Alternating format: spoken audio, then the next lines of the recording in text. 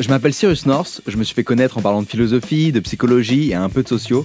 Je partage les réflexions de grands auteurs, mais aussi les miennes. Bref, des choses sérieuses, mais sans me prendre au sérieux pour autant. Aujourd'hui, vous écoutez Devenir veilleur de vie, le podcast de l'Agence de la biomédecine. Pourquoi veilleur de vie ? Parce que c'est le nom qui est attribué aux personnes qui sont inscrites sur le registre national des donneurs de moelle osseuse. Et donc je suis là pour vous en parler. J'ai enregistré 4 épisodes de 4 minutes pour démonter les idées reçues sur le sujet, donner un peu de sa moelle osseuse, ça sauve des vies, tout simplement. Épisode 3, trouver une âme sœur de moelle osseuse. Est-ce que c'est si simple ? Pour faire un parallèle qui parlera au plus grand nombre d'entre nous, le don de moelle osseuse, c'est un peu comme une histoire d'amour. C'est pas toujours facile de trouver l'âme sœur. Et vous allez voir que c'est le cœur du problème aujourd'hui. C'est pour cette raison qu'on a besoin de vous. Dans cet épisode, on va parler de compatibilité. Et en médecine, on est sur du qui se ressemble, s'assemble, plutôt que les opposés s'attirent. Imaginez-vous sur une application de rencontre amoureuse, comme Tinder, Grindr ou même Mythic, pour les plus anciens qui nous écoutent.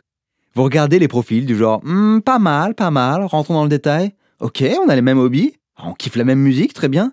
Ah, il adore l'Amérique du Sud, top. Ah, nickel, une végane. Sportif.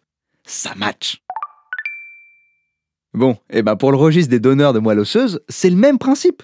On essaie de faire matcher les profils les plus identiques possibles, et comme en amour, c'est rare. Le système de compatibilité pour faire une greffe de moelle osseuse est beaucoup plus complexe que celui des groupes sanguins. Les cartes d'identité biologiques du donneur et du patient doivent être tellement proches qu'il faudrait presque faire un don à la même personne, ou son clone quoi, ou alors le frère ou la sœur qu'on a toujours voulu nous cacher. Et d'ailleurs, la compatibilité repose également sur les origines géographiques du donneur et du receveur. C'est aussi pour ça que c'est important d'avoir une très large diversité de personnes. Et ça explique aussi pourquoi l'Agence de la biomédecine va interroger le registre français des donneurs de moelle osseuse, mais également les registres internationaux quand elle cherche un donneur compatible pour un malade. C'est pour toutes ces raisons que chaque nouvelle inscription sur le registre est une chance supplémentaire de trouver son âme sœur. Un peu comme sur Tinder quand on fait le tour et qu'on guette la moindre nouvelle inscription dans un rayon de moins de 5 km. Quoi ? Vous faites pas ça, vous ? Le premier réflexe des médecins, c'est de regarder les membres d'une même fratrie. Donc désolé pour les enfants uniques. En termes de statistiques, c'est une chance sur 4 de trouver un membre de la famille compatible. Une chance sur 4. C'est pas grand-chose.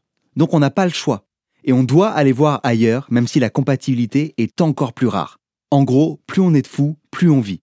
Plus il y aura de donneurs au profil varié, plus on aura de chances de trouver une âme sœur pour un malade. Le don de moelle osseuse, c'est du sérieux. Et pour protéger aussi bien le donneur que le patient, tout cela reste anonyme. Ça fait partie d'un certain nombre de principes fondamentaux dans le milieu du don en France. Alors voilà, vous avez bien compris que le don de moelle osseuse, c'est comme l'amour, mais avec la pression en moins. C'est anonyme et personne ne pourra vous faire un reproche. Dans tous les cas, sachez que vous aurez toujours bien fait de vous inscrire comme veilleur de vie. Si vous voulez avoir plus d'informations sur la compatibilité et les principes fondamentaux à respecter, rendez-vous sur le site dondemoelleosseuse.fr. Prenez soin de vous. Ciao.